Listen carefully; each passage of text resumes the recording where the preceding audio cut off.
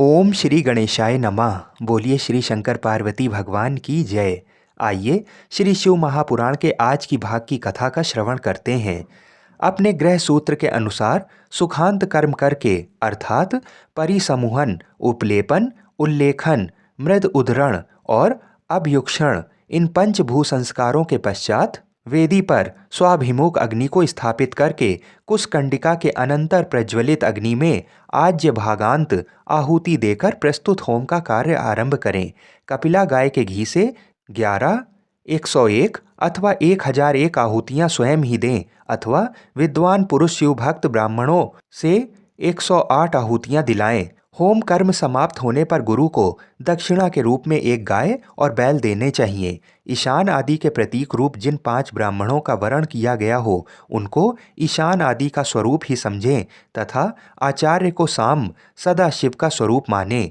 इसी भावना के साथ उन सबके चरण धोएं और उनके चरणोदक से अपने मस्तक को सींचें। ऐसा करने से वह साधक अगणित तीर्थों में तत्काल स्नान करने का फल प्राप्त कर लेता है। उन ब्राह्मणों को भक्तिपूर्वक दशांश अन्न देना चाहिए। गुरु पत्नी को पराशक्ति मानकर उनका भी पूजन करें।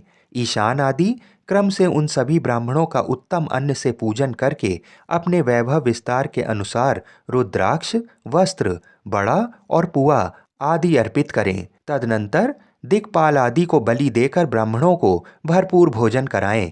इसके बाद देवेश्वर शिव से प्रार्थना करके अपना जप समाप्त करें। इस प्रकार पुरस्चरण करके मनुष्य उस मंत्र को सिद्ध कर लेता है। फिर 5 लाख जप करने से समस्त पापों का नाश हो जाता है। तदनंतर पुनः 5 लाख जप करने पर अतल से लेकर सत्यलोक तक 14 भुवन पर क्रमशः अधिकार प्राप्त हो जाता है। यदि अनुष्ठान पूर्ण होने के पहले बीच में ही साधक की मृत्यु हो जाए तो वह परलोक में उत्तम भोग भोगने के पश्चात पुनः पृथ्वी पर जन्म लेकर पंचाक्षर मंत्र के जप का अनुष्ठान करता है। समस्त लोकों का ऐश्वर्य पाने के पश्चात वह मंत्र को सिद्ध करने वाला पुरुष यदि पुनः 5 लाख जप करे तो उसे ब्रह्मा जी का सामीप्य प्राप्त होता है।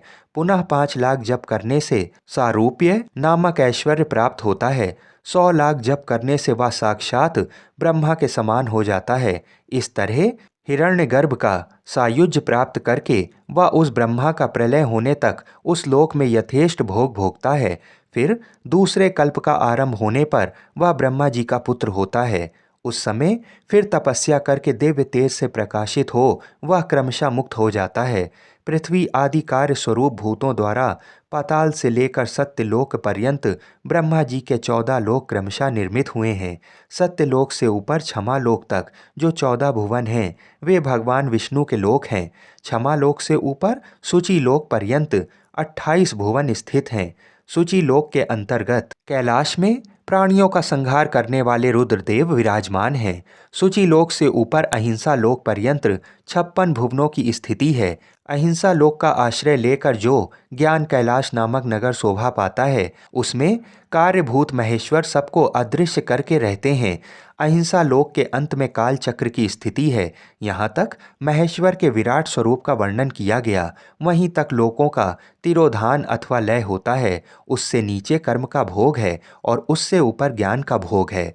उसके नीचे कर्म माया है और उसके ऊपर ज्ञान माया। अब मैं कर्म माया और ज्ञान माया का तात्पर्य बता रहा हूँ। माँ का अर्थ है लक्ष्मी। उसमें कर्म भोग यात प्राप्त होता है इसलिए वह माया अथवा कर्म माया कहलाती हैं। इसी तरह माँ अर्थात लक्ष्मी से ज्ञान भोग यात अर्थात प्राप्त होता है इसलिए उसे माया या ज्ञान माया कहा गया है। उपयुक्त सीमा से नीचे नश्वर भोग है और ऊपर नित्य भोग। उससे नीचे ही तिरोधान अथवा लय है, ऊपर नहीं। वहाँ से नीचे ही कर्ममय पशुओं द्वारा बंधन होता है, ऊपर बंधन का सदा अभाव है। उससे नीचे ही जीव सकाम कर्मों का अनुसरण करते हुए विभिन्न लोकों और योनियों में चक्कर काटते हैं। उससे ऊपर के लोकों में निष्काम कर्म का ही भोग बताया गया है। बिंदु पूजा में तत्पर रहने वाले उपासक वहाँ से नीचे के लोक में ही घूमते हैं। उसके ऊपर तो निष्काम भाव से शिवलिंग की पूजा करने वाला उपासक ही जाता है। जो एकमात्र शिव की उपासना में तत्पर है वे उससे ऊपर के लोकों में जाते हैं। वहाँ से नीचे जीव कोटि है और ऊपर ईश्वर कोटि। नीचे संसारी जीव रहते हैं और ऊपर मुक्त पुरुष। नीचे कर्मलोक है और ऊपर ज्ञान लोक। ऊपर मद और अहंकार का नाश करने वाली नम्रता है। वहाँ जन्म जनित तिरोधान नहीं है। उसका निवारण किए बिना वहाँ किसी का प्रवेश संभव नहीं है। इस प्रकार तिरोधान का निवारण करने से वहाँ ज्ञान शब्द का अर्थ ही प्रकाशित होता है। आधि भौतिक पूजा करने वाले लोग उससे नीचे के लोक में ही चक्कर काटते हैं। जो आध्यात्मिक उपासना करने वाले हैं वे ही उससे ऊपर को जाते हैं। आगे के भाग की कथा को सुनने के लिए हमारे चैनल को अवश्य सब्सक्राइब करें। हर हर महादेव।